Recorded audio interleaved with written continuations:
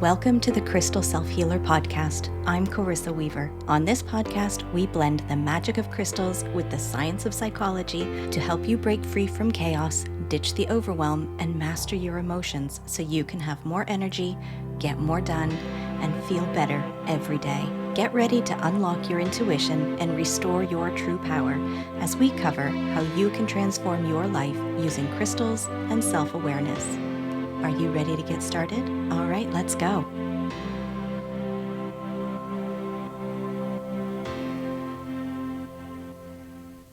So you're curious about crystal healing.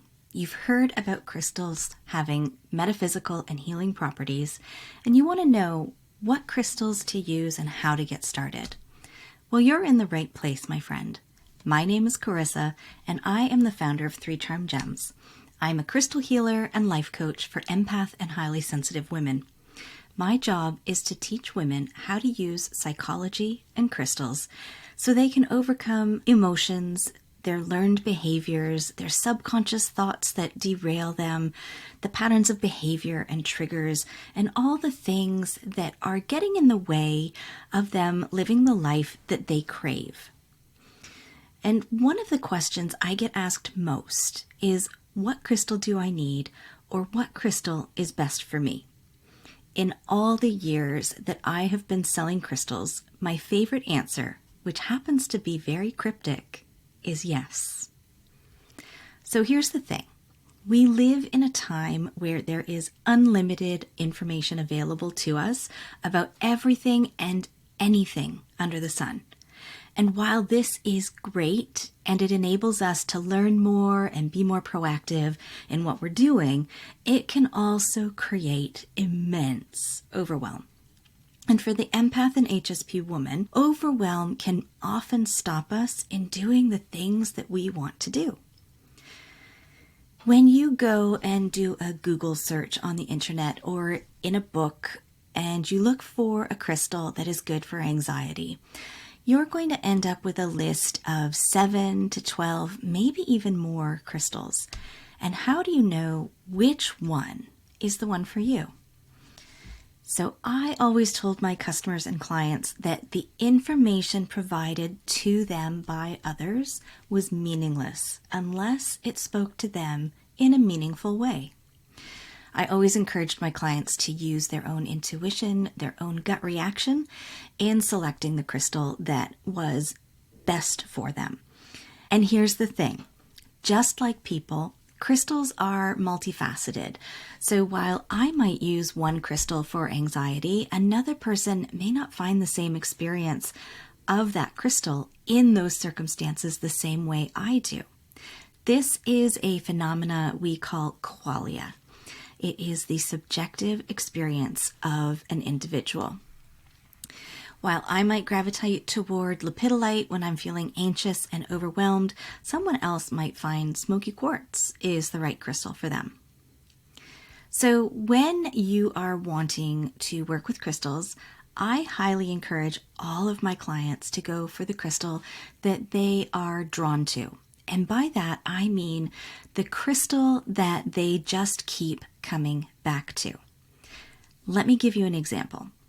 So have you ever gone shopping and your intention is not to buy, but to just look, and you go into a store and you see this fabulous pair of shoes or whatever it is that you find yourself getting caught in, and it really grabs your attention, so you spend some time appreciating it while you're in the store. And when you go home, you find that you just can't get that thing out of your head. That is the kind of connection you want with your crystal. And yes, there are protocols and practices that can help make sense of what kind of crystal to look for or what group of crystals to look at. But at the end of the day, whether you choose smoky quartz or lepidolite or any other crystal that has properties that are relevant to anxiety, at the end of the day, the crystal has to resonate for you. It has to mean something to you. It has to bring about the sensation, the feeling that you desire. So let's stay with our anxiety example And if you're feeling anxious, you want a crystal that helps you feel calm and in control. So the crystal you pick should be one that provides that for you. And you don't need a book to tell you how a crystal will make you feel. I'm not saying don't refer to books or don't do internet searches about what crystal you might benefit from. What I am saying is that you do defer to your own inner wisdom and that you trust that you know what is best for you. I often see so many of my clients struggling with feeling like they need validation from someone else instead of themselves for choosing their crystal.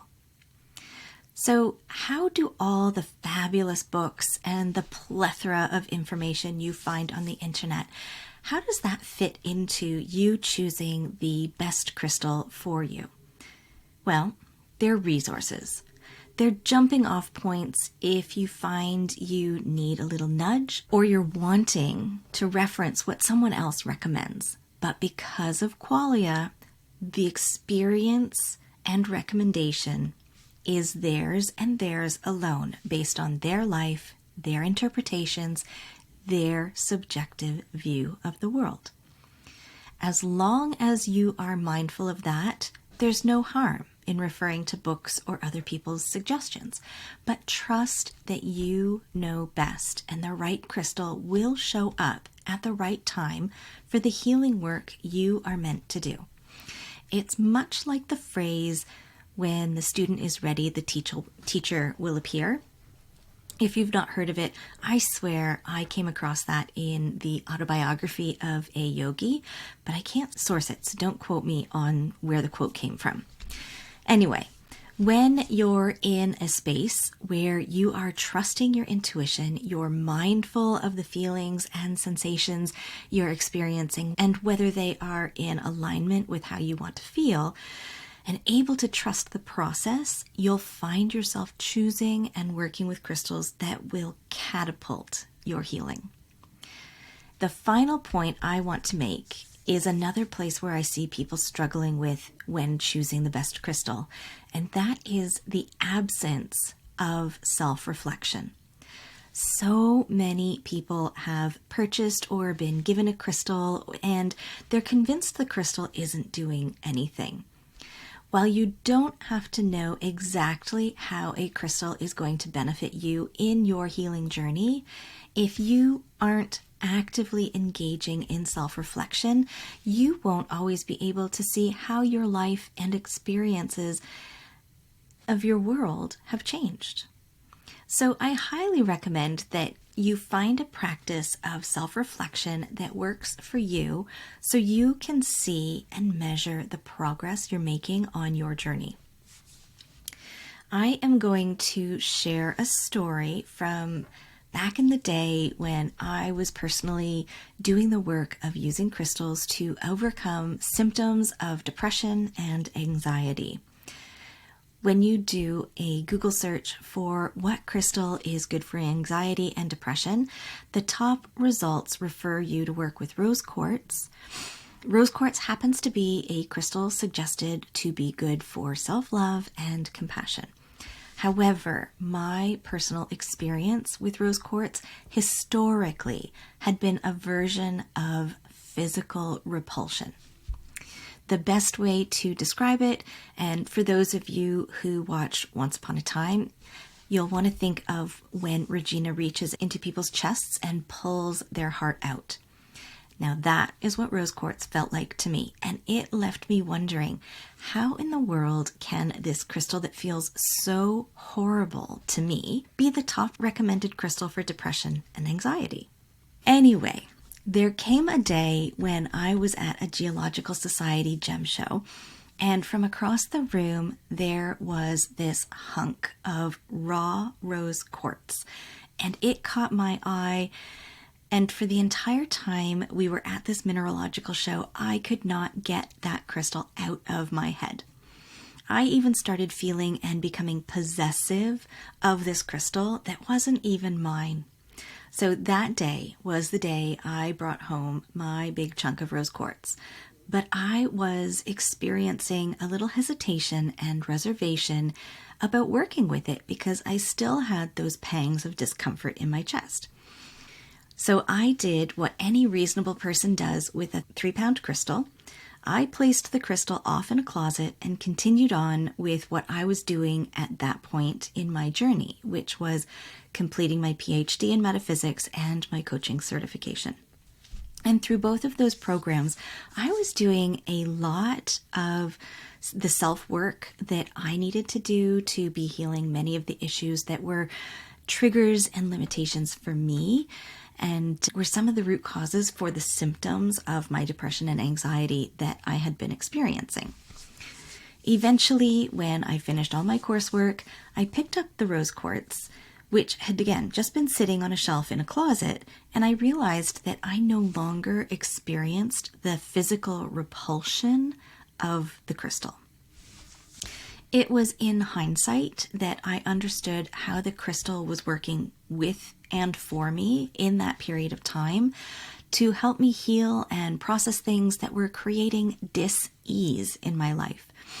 I had been working on healing all those parts of me that held my negative self-view, and no longer did I feel the same aversion to rose quartz. Last but not least, the third thing I want you to take away from this podcast, and it's exhibited in my story that I just shared, it's that you need to trust the process. When we're dealing with healing emotional trauma, emotional wounds, generational wounds, patterns of behavior, conditioned ways of being, the healing process isn't always linear. It isn't always a cause and effect experience of do this to get that result. And the more we try to force and control our healing and how it is going to go about taking place, the more we're going to feel frustrated and stuck. So the more you can let go of control and trust that you are doing exactly what you need in exactly the right time with exactly the right crystal, the more you are going to see the end result you want sooner, faster, and more profoundly. So, to recap the 3 things that you can do to help you choose the best crystal for you. Number 1 is use your intuition. Number 2 is pay attention to the physical sensations and notice if they bring about the way you want to be feeling. And number 3, trust the process. If all of this is foreign to you, or you feel like it's just too far outside of your comfort zone, know that this is okay. There are so many different ways that you can learn to trust your intuition, learn to discern your energy and the energy of crystals, how to use crystals, as well as build trust in yourself. And this is just some of what I help my clients do inside the Crystal Self-Healer program. But in the meantime, if you are wanting a jumping off point for what crystal is best for you, you can take my quiz. The quiz is What Crystal is Best for You, and it is linked in the show notes. Today's episode has been brought to you by Rose Quartz and the word qualia. May your heart be open to express and receive love, and your subjective experience bring about the healing you need. All right, my friends, that wraps up this week's episode. Thank you for joining me here today on the Crystal Self-Healer podcast. If you haven't already, hit subscribe, leave a review, and take the What Crystal is Best for You quiz linked in the show notes. Join me again next week as we continue to demystify crystals, how your brain works, and how you can use them so you can have more energy, get more done, and feel better every day.